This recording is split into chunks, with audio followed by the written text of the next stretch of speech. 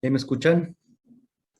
Sí, doctor, todo bien. Sí, Bueno, nos quedamos en la parte que ahí no voy a ahondar mucho, la parte de radioterapia. Prácticamente tiene un sentido muy básico, que es emitir terapia de radiación para destruir cadenas de ADN, provocar radicales libres y hacer una destrucción ahí local. No les voy a dar muchos detalles. Quien tendrá que darles todos esos detalles será la doctora Sara Latriste, ¿de acuerdo? Pero sabemos que tenemos esos escenarios de tratamiento con radioterapia. También incluso ya tenemos radioterapia intraoperatoria, donde en ese momento se colocan dispositivos, por ejemplo, en cáncer de mama, se realiza una cirugía curativa en ese momento, si es candidato el paciente, se coloca el dispositivo, se emite la terapia de radiación, se retira el dispositivo y en ese momento ya la paciente recibe radioterapia. La otra parte, pues obviamente es el tema de la terapia blanco, ¿no? En el tema de la terapia blanco, pues desde hace muchísimos años nosotros lo hacemos. ¿Cómo lo hacemos? Pues con la hormonoterapia.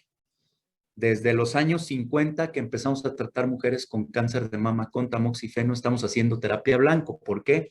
Estamos bloqueando el receptor hormonal para que se esté sobreexpresando. Todas las mujeres en su metabolismo de los estrógenos van a sobreexpresar este receptor y lo que hacemos es tratar a pacientes. Incluso hoy en día hay pacientes que tienen tumores de 5 centímetros, les doy tamoxifeno, se reduce el tumor, las mando a operar y ya no van a recibir quimioterapia. Hoy en día pues hemos logrado crecer en este tipo de cuestiones. Y la quimioterapia, pues bueno, como todo mundo sabemos, es un grupo de fármacos que se utilizan en el tratamiento sistémico del cáncer. Unos pueden ser endovenosos, algunos otros orales, algunos otros son intratecales, ¿de acuerdo? Y el objetivo es intentar destruir célula tumoral in vivo, que puede existir en cualquier parte del organismo. No solamente destruimos en el sitio local donde se genera. Se habla que por cada paciente que se le ha retirado un tumor de manera quirúrgica existen billones de células activas o quiescentes esperando un estímulo y que se tienen que destruir con quimioterapia. Las aplicaciones de la quimioterapia son aspectos como de conceptos muy básicos para poder entender un lenguaje que muchos médicos no lo hablan. Cuando nosotros hablamos de neoadyuvancia, adyuvancia o paliativo, como que se confunde mucho. Prácticamente el tema de adyuvancia es en pacientes que tienen alto riesgo de recurrencia por ciertas cuestiones. Nosotros agregamos quimioterapia adyuvante para completar un esquema de tratamiento con intención curativa, es decir, tratar de destruir la microenfermedad a nivel sistémico. Para enfermedad avanzada, pues es el famoso tratamiento paliativo. Nosotros incluso tenemos escalas para evaluar qué pacientes vamos a tratar. No todos los pacientes con enfermedad metastásica se tratan, no todos los estadios. Hay que saber a quién tratar, a quién no tratar. ¿Por qué? Porque no tenemos que caer en el encarnizamiento terapéutico. Y es importante que hay que lograr un equilibrio entre mejorar calidad de vida de los síntomas que da la propia enfermedad o los síntomas que nosotros podemos agregar con el efecto tóxico de la quimioterapia. Podemos prevenir y paliar síntomas, prolongar los periodos de supervivencia de nuestros pacientes o periodos libres de progresión, es decir, de cuando tenemos control al inicio de un tratamiento a cuando la célula tumoral es capaz de generar mecanismos de resistencia al tratamiento. La sobrevida global es como el objetivo que nosotros alcanzamos. Es cuando llega el paciente y nos pregunta, doctor, yo tengo un cáncer de pulmón etapa 4, ¿cuánto voy a vivir? ¿Cuánto vas a vivir? Pues obviamente los marcadores o biomarcadores que sobreexprese tu enfermedad para poderte comentar si tú eres de ese grupo de pacientes que va a fallecer en menos de 13 meses o eres de ese grupo de pacientes que van a pasar 8 años y vas a estar vivo con una enfermedad metastásica. Los periodos o supervivencias libres de enfermedades son aquellos que tienen una etapa curativa, que reciben un tratamiento, terminan su tratamiento adyuvante y es el periodo que tienen desde que están fuera de un tratamiento en vigilancia hasta que la enfermedad regresa Ese es un periodo libre de enfermedad. Y los periodos libres de recurrencias locorregionales son aquellas patologías que solo la enfermedad regresa a nivel local. Por ejemplo, en cáncer de mama, la gran mayoría o porcentaje de pacientes, la enfermedad regresa a ese mismo sitio. Y así tenemos diferentes clasificaciones que ya nosotros, tanto los hematólogos como los oncólogos, manejamos. Pero es importante que sepan toda esta parte. En la parte farmacológica, pues es importante irnos a revisar nuestro libro de Goodman y Gilman. La verdad es que yo recuerdo que para acceder a ese módulo de farmacología oncológica nos aventamos 2 meses de clase. Teníamos solo 2 horas. Creo que teníamos 2 horas por semana o 3. Y nos aventamos un par de meses y fue el último examen, farmacología oncológica, y fue el filtro. Los que lograron entender la farmacología y lograron aprobar, pues fueron los que accedieron al siguiente semestre. Y algunos otros renunciaron. Y bueno, hay muchos grupos de fármacos, por ejemplo, los fármacos alquilantes, que tienen una capacidad de alquilar el ADN, ¿no? Son electrófilos potentes, forman enlaces covalentes y alquilan las moléculas nucleofílicas. Alquilan el ADN, sobre todo en el nitrógeno, en la posición número 7 de los residuos de guanina, y se desconoce la causa final de muerte celular. Son aquellos fármacos que no son específicos de fase celular. Forman algunos puentes, les llaman algunos monoaductos en el ADN, siempre en la posición N7 de la guanina. En algunos otros son ese cruzamiento que se tiene a nivel molecular donde se ligan hacia al N7 de la guanina, que pueden ser al interior de la cadena o pueden ser por fuera de la cadena, ¿de acuerdo? O que algunos incluso se unen a otro tipo de moléculas, como la albúmina, para poder lograr ese aducto y poder utilizar. Hay otros que sí son específicos de fase, como los alcaloides de la vinca o los taxanos, que generan, o su mecanismo de acción es en la parte de la mitosis celular. Algunos que son inespecíficos, como ya lo platicamos, los alquilantes, las nitrosoureas, el cisplatino o agentes platinados, que también se consideran como parte de los alquilantes, la procarbacina o dacarbacina. Y bueno, antimetabolitos, que esos, su mecanismo de acción es tal cual en la fase de síntesis de proteínas a nivel celular. Ejemplos muy grandes: metrotextate, la piedra angular de tratamientos hematológicos, o de algunas patologías también, sobre todo como el coriocarcinoma en las mujeres, ¿no? El 5-fluoracilo, el capecitabine, que es una fluoropirimidina también, pero oral. El gemcitabine, el arabinósido con citosina, la 6-mercaptopurina, medicamentos muy específicos para el tratamiento de enfermedades hematológicas. Y bueno, los metabolitos se pueden clasificar en antifolatos, análogos de pirimidinas o análogos de purinas, tales como pues, el metrotexate, las fluoropirimidinas que utilizamos, la gemcitabine y algunos otros fármacos ya de nuevo inicio. Y este es un medicamento prototipo que vino a cambiar en muchas patologías, sobre todo en cáncer de mama, cáncer de tracto digestivo, que son los antimicrotúbulos, que son los taxanos. Si nosotros recordamos, el citoesqueleto de la célula está formado por microtúbulos. Lo que hacen este tipo de medicamentos es alterar los microtúbulos, destruir ese citoesqueleto celular y por ende destruir la célula. Tenemos también los inhibidores de topoisomerasas o algunos que tienen una característica como los antibióticos, y de ahí tenemos medicamentos que van a inhibir la enzima topoisomerasa, que es la encargada de ayudar a que las cadenas de ADN se empiecen a enrollar, y lo que se hace es bloquear ese tipo y ya no viene una cadena bien formada. Pero también nosotros evaluamos los efectos secundarios del tratamiento. Hay una clasificación de criterios y terminología de eventos adversos comunes para el manejo de pacientes con quimioterapia.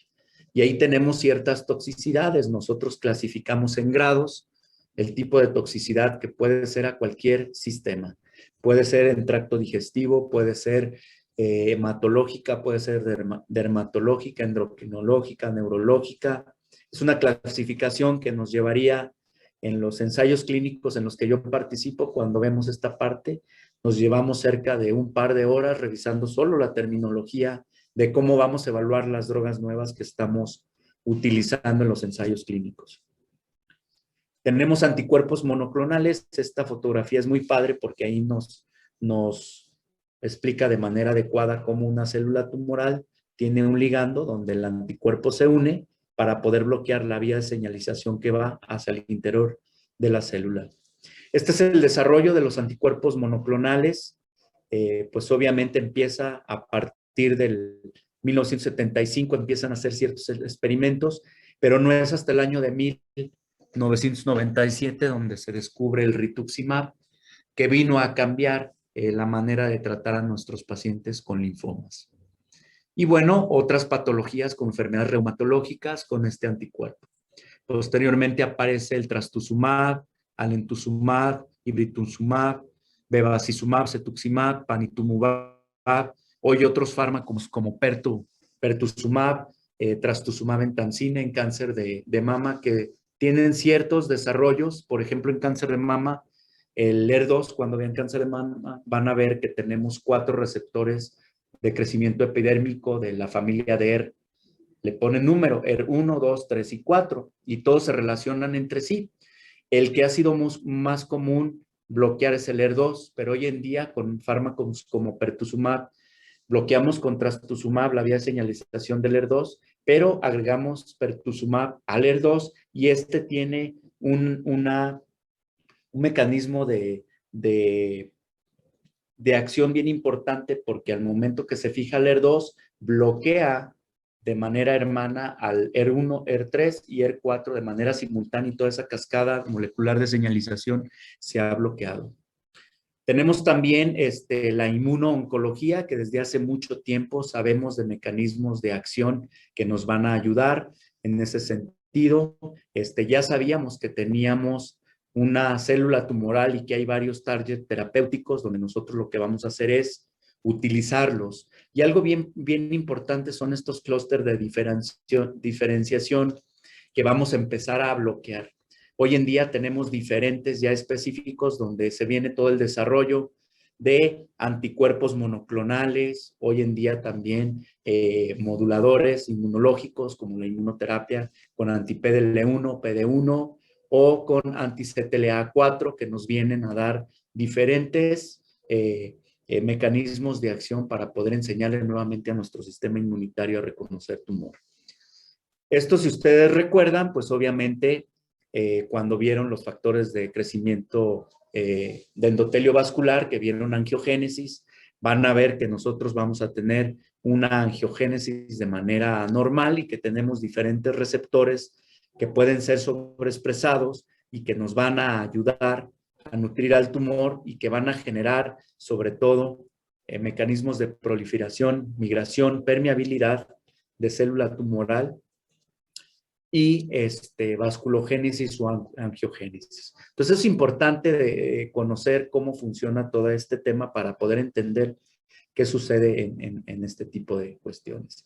Y algo bien importante es cuando nosotros reconocemos, por ejemplo, esta es una fotografía de un receptor de crecimiento derivado de plaquetas, donde tenemos nuestro ligando a nivel extracelular y tenemos nuestro dominio tirosinquinasa, que es donde aquí nosotros vamos a bloquear con este grupo de fármacos que se llaman inhibidores tirosinquinasa, que sabemos que en el genoma humano tenemos alrededor de 90 dominios tirosinquinasa y que tenemos alrededor de 45 genes similares al tirosinquinasa que pueden estar alterados, y lo que hacemos hoy en día es buscar fármacos o buscar receptores donde podamos bloquear tanto un solo dominio como varios dominios independiente del receptor. Por ejemplo, sunitinib o pazopanib son bloqueadores de dominios gen-tirosinquinasa como el receptor de crecimiento endotelio vascular,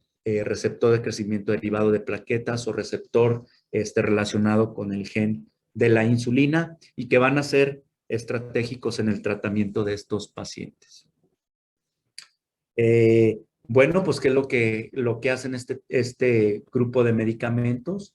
Pues, a través de receptores transmembranales en un dominio terminal al que se une un ligando y tiene un dominio terminal que se une al ATP y al magnesio, y estos van a generar el bloqueo de esta vía molecular de señalización como se ve en esta fotografía.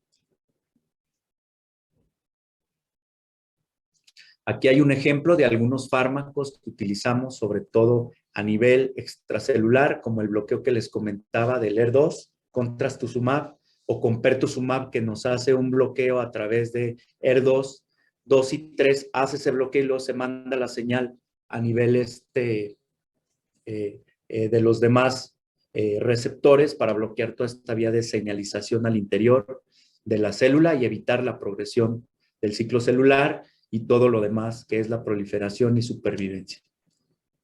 Por otro lado, tenemos cómo se bloquea el factor de crecimiento endotelio vascular con bevacizumab y hace lo mismo. Es un anticuerpo monoclonal y acá tenemos otros medicamentos donde van a ser en diferentes dominios tirosinquinasa, ¿de acuerdo?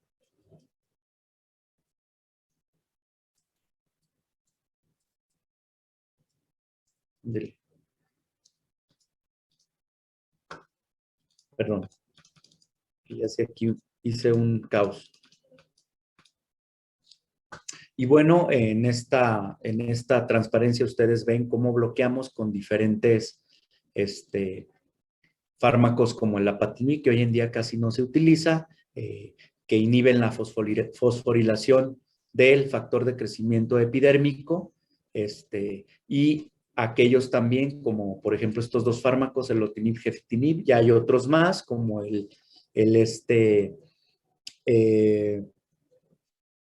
erlotinib, gefitinib, hay otros dos fármacos para cáncer de pulmón que se llaman osimertinib, o algunos otros como medicamentos como el sunitinib, pazopanib, inhiben el receptor de crecimiento de endotelio vascular, ¿no? Entonces, esto es lo que hacemos a nivel molecular, estamos bloqueando estas vías de señalización tanto intracelulares como extracelulares.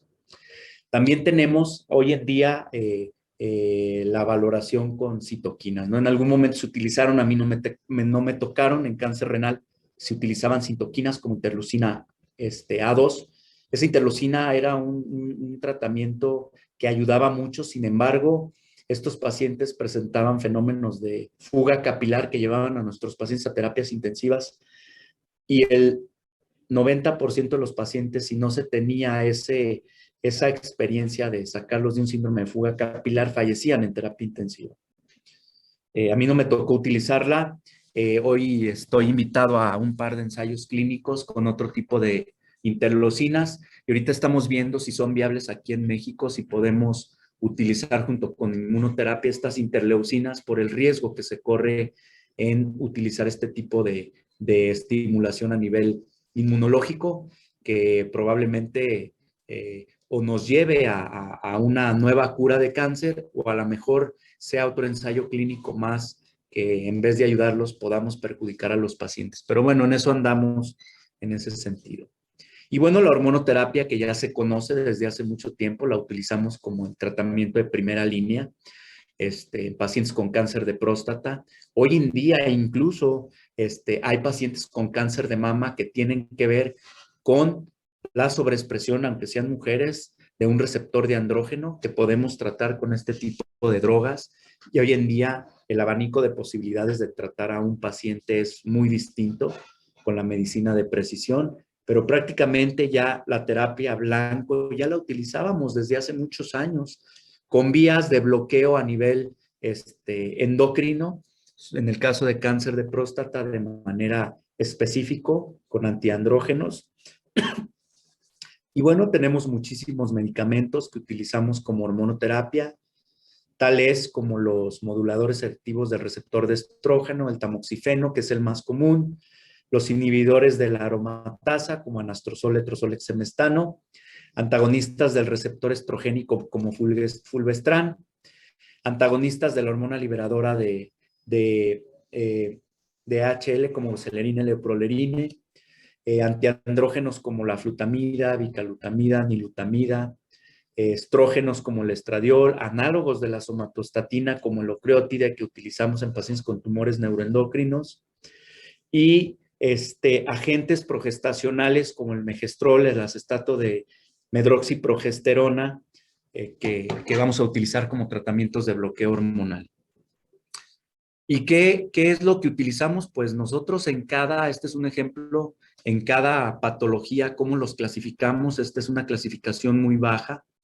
Por ejemplo, en una paciente con cáncer de pulmón tenemos que ver si tiene sobreexpresión del HER2, que habíamos comentado previamente, que hay pacientes que van a tener sobreexpresión de este receptor de crecimiento epidérmico.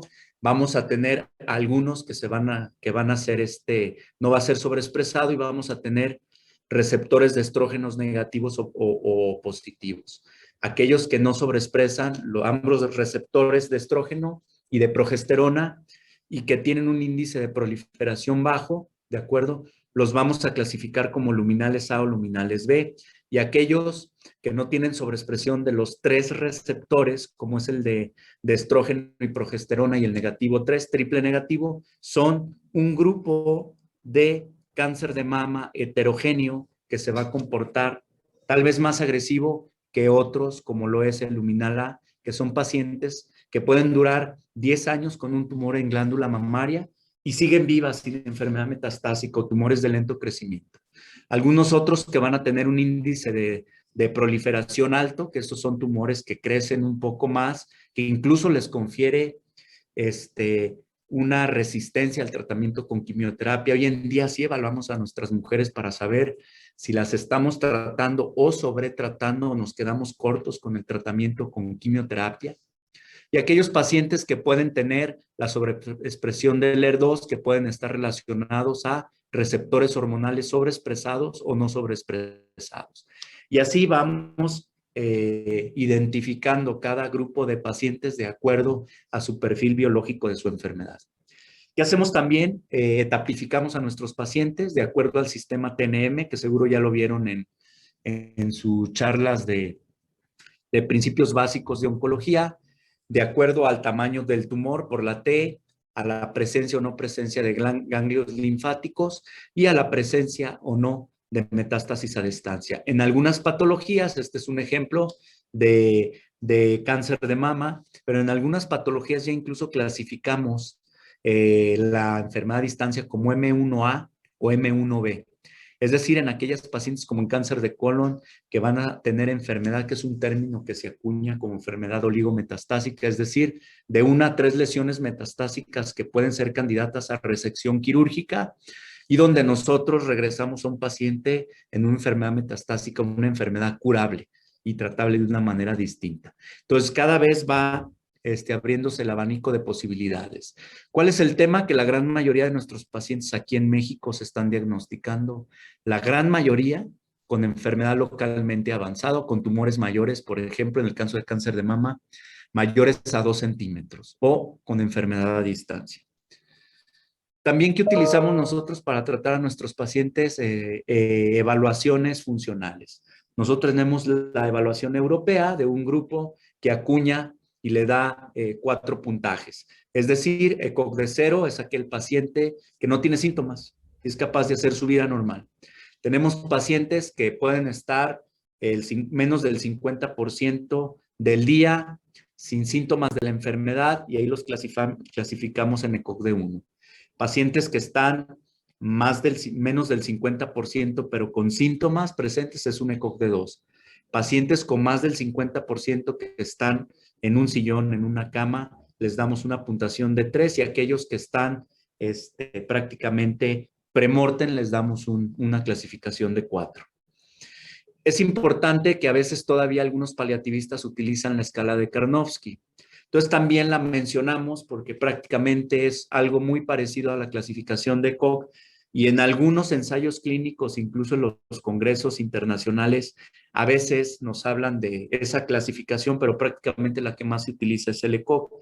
Y nosotros utilizamos esa clasificación o escala funcional para nosotros poder determinar si un paciente te va a tolerar un tratamiento o no te va a tolerar un tratamiento.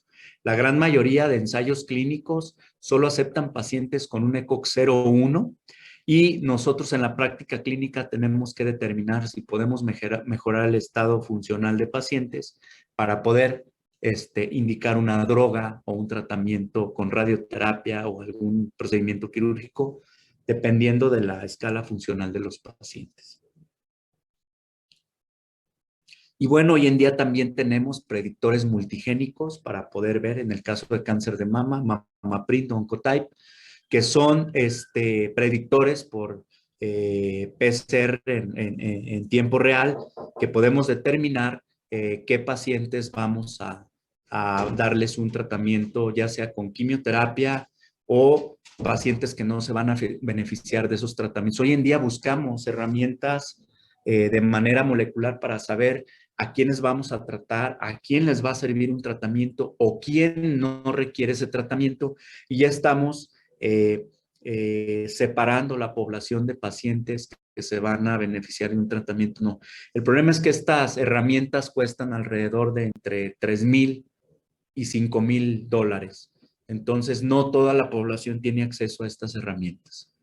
Y bueno, hoy en día también tenemos algunos otros, como son las secuenciaciones de nueva generación, que incluso hoy en día sus maestros les hablan de incluso las biopsias líquidas, ¿no? Que se hace secuenciación a nivel molecular de la genómica del tumor, podemos secuenciar hasta 400 genes implicados en el tumor, pero hoy en día el hecho de que algunos de mis colegas tendan como que hay que hacerles biopsias líquidas a todos, hay que tener mucho cuidado porque hay que tener este tipo de secuenciaciones deben tener una validación con ensayos clínicos para poder tener acceso a la información que nos da.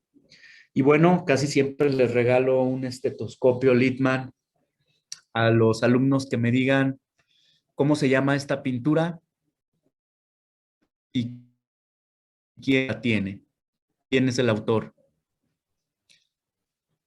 ¿Por qué? Porque anteriormente ustedes veían así a sus pacientes y nosotros hoy en día así lo hacemos. Esta es una fotografía de un microarreglo donde nosotros observamos cada colorcito es una alteración mutacional de un tumor y nosotros evaluamos las características genómicas del tumor para poder dar un tratamiento de manera, ¿cómo se llama? De precisión en cáncer, ¿no? Tal vez aquí no se vea tanto, pero les voy a mostrar en la pantalla.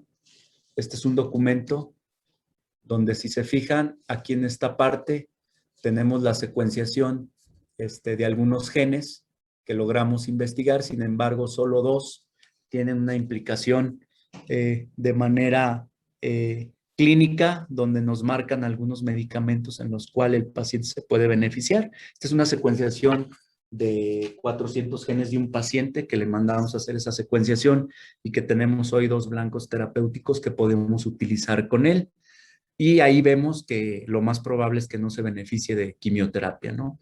Esa es la parte que quería yo regalarles el día de hoy. No sé si tengan alguna duda. Este es como una pincelada de todo lo que hacemos. Para poder abordar la parte oncológica tendríamos que meternos mucho más a desmenuzar todo este tema.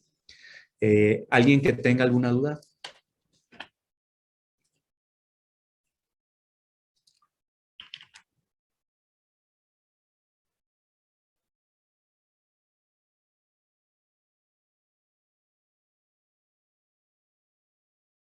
Fíjate que hoy en día,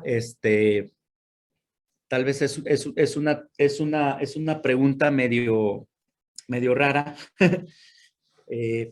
Fíjate que hoy en día se acaba de modificar el cuadro básico del Seguro Social. Hoy en día, por ejemplo, tenemos trastuzumab tenemos pertuzumab, tenemos cetuximab, tenemos bevacizumab, ¿de acuerdo? Para cáncer. Pero también ya entró inmunoterapia, como lo es nivolumab, entró pembrolizumab, ¿de acuerdo? Desafortunadamente en la historia del Seguro Social no se había revisado este tema o el cuadro básico por cuestiones incluso políticas, incluso cuestiones ahí que no voy a ahondar mucho el tema, pero hubo mucho robo de fármacos al interior del Seguro Social y por eso se mantuvo cerrada la llave a gente deshonesta al interior del instituto. Hoy en día se acaba de homologar, no soy Chairo, pero parece que es lo único bueno que ha hecho este gobierno de homologar que todas las instituciones cuenten con el mismo cuadro básico de medicamentos y pareciera ser que hablando de pacientes con cáncer se van a beneficiar en este momento. Hoy en día yo tengo pacientes incluso de cáncer de mama con fármacos nuevos como es los inhibidores de cinasas dependientes de ciclinas, que se llama CDK4/6, como es palbociclib, ribociclib, específicos para pacientes con cáncer de mama luminal metastásico que se benefician de una droga oral y no es quimioterapia. ¿Cuál es el tema? Que estos medicamentos son costosos. Por ejemplo, palbociclib te cuesta alrededor de 75,000 pesos mensuales. Tal vez con un precio de gobierno te baje a 35,000 pesos mensuales. Pero ese tema apertura a qué tanto va a soportar un sistema de salud que está viciado con la desviación de recursos para campañas políticas, ¿no? Si realmente el presupuesto se ejerciera de las instituciones de manera real con los pacientes, probablemente se beneficiarían más. Pero algo más importante, si ustedes hicieran prevención en cáncer, disminuiríamos los costos como no tienes idea. ¿Alguna otra pregunta?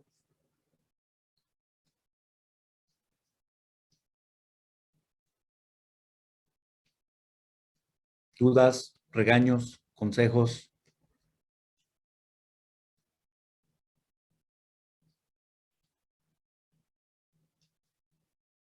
¿Nadie?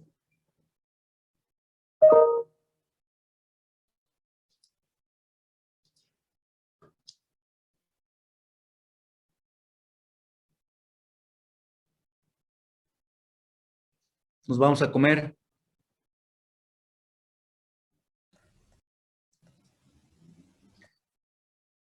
Y bueno, una última invitación. Ya se aperturó la consulta externa en el Hospital 1. Cualquiera de los alumnos que quiera algún momento pasar a la consulta externa de oncología es bienvenido. ¿Qué les pediría? Pues obviamente que vayan en un traje quirúrgico, que lleven una mascarilla, una careta, de preferencia una mascarilla N95, una mascarilla quirúrgica para que ustedes palpen lo que es esa parte. Y una invitación también es a que en cuanto puedan regresen a los hospitales. Es una generación desafortunadamente que va a tener muchas carencias en la parte de atención a los pacientes, porque si ya de por sí en el internado ustedes los traen de una manera pues errónea, de lleva y trae, creo que la parte donde ustedes estén revisando pacientes, explorando pacientes, por lo menos 2 generaciones ya se la perdieron. Entonces, la verdad es que en cuanto vuelvan a regresar a los hospitales hay que hacerlo.